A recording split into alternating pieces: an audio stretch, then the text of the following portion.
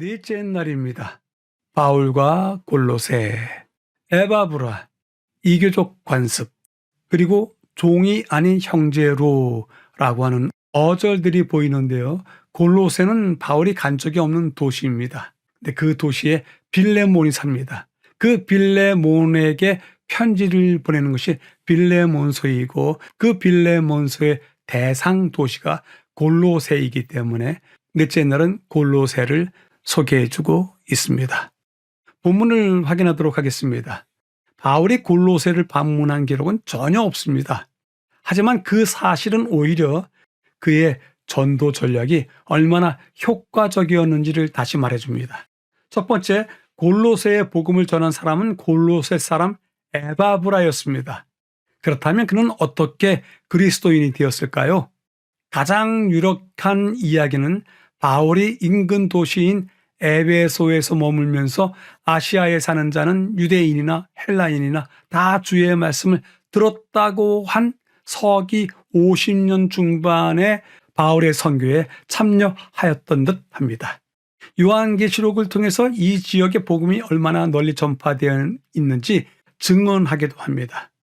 골로새까지 복음이 전파된 것을 포함한 이러한 성공은 소아시아의 가장 중요한 도시이자 거점 항구였던 에베소에서 바울이 전하는 복음을 처음 듣고 회심한 사람들의 사역의 결과라고 하는 설명이 가장 타당해 보입니다.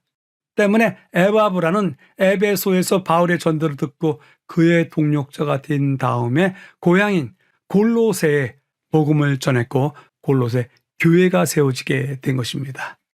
가운데 부분에서는요, 라오디게아에서 남동쪽으로 약 15km 떨어진 골로새는 최근에 발굴이 진행되었습니다.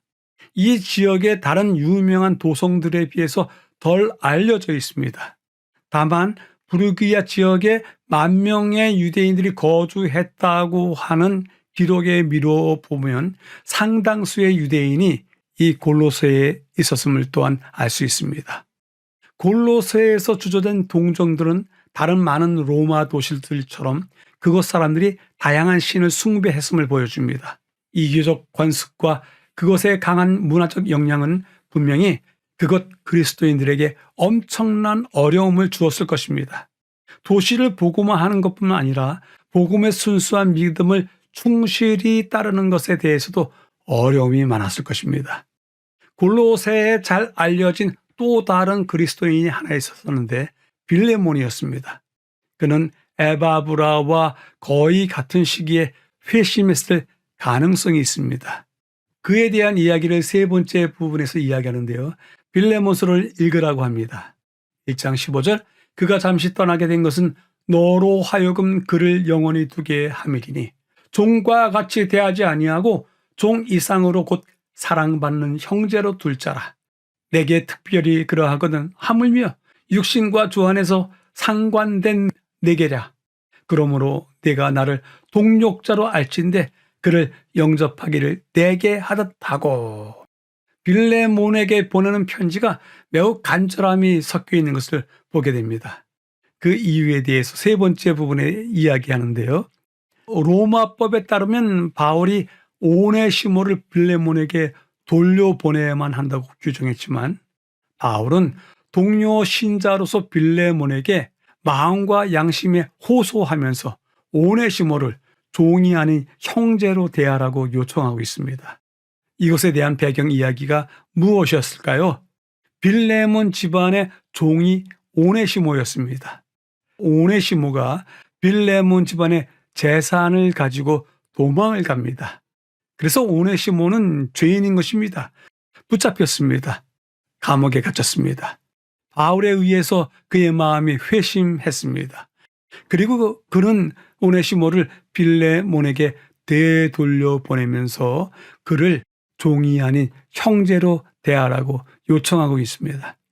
교훈은 다음과 같이 이야기합니다. 바울은 친절한 마음으로 이 불쌍한 도망자의 빈곤과 고통을 덜어주고자 하였고 그의 어두워진 마음에 진리의 빛을 비추고자 노력하였다.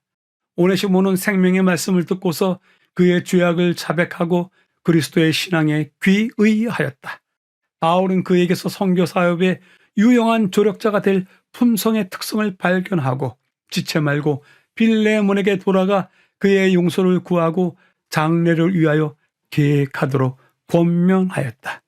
오네시모에게도 진심으로 이야기했던 바울이 그의 주인이었던 빌레몬에게도 진심을 다한 이야기를 전하는 것을 이해할 수 있습니다. 넷째 날을 요약해 보겠습니다. 바울과 골로새에 대한 이야기를 했는데요. 낯선 도시 골로새, 그러나 그곳에 하나님의 나라가 임하기를 바라면서 몇몇 일들이 진행 중에 있습니다. 골로새인으로서 에바브라가 바울의 복음을 에베소에서 듣고 고향에다 그 복음을 전했다. 골로새는 이교 문화의 강한 영향 속에 머물던 도시였었는데 그 골로새에 빌레몬이 회심한 사람으로 있었다. 근데 그 빌레몬에게 바울이 편지를 쓴다. 네 종이었던 오네시모, 그가 비록 죄인이었지만 이제 회심했으니 그를 다시 골로새로 보내니 그를 종으로 대하지 말고 형제로 대해주라 라고 마무리하고 있습니다. 질문해 봅니다. 자신에게 거짓 행하고 배신하고 해한 사람 돌아온다면 여러분들은 어떻게 하시겠습니까? 넷째 날도 보충해 보도록 하겠습니다. 도시가 어디에 있었는지 확인해야 될 텐데요. 세 군데를 확인하겠습니다. 우선 정 가운데 라오디게아가 있습니다. 라오디게아서부터 동남쪽으로 약 15km 떨어진 곳에 골로새가 있습니다. 그러하니 골로새 사람들이 라오디게아의 영향을 많이 받았을 뿐 아니라 라오디게아에서 서쪽으로 가면 그 유명한 도시 에베소가 있기 때문에 에베소까지 사업차 그리고 일하러 다닐 수가 있습니다. 때문에 에베소에 갔던 에바브라가 바울의 복음을 전해 듣고 골로새로 돌아오는 것이 매우 유력한 이야기거리가 될 수 있습니다. 그런데 이 골로새는 지금 가봐도 돌 몇 개뿐이 없습니다. 산 밑에 있는 도시들은 현대식 도시들이고요. 정 가운데에 봉긋 솟아있는 것이 골로새의 유적지인데요. 파봐도 별로 나오는 것이 없습니다. 도시가 아주 작았던 것을 확인할 수 있습니다. 이곳에서 조금 더 가면 하얀 산으로서 히에라폴리스가 있고요.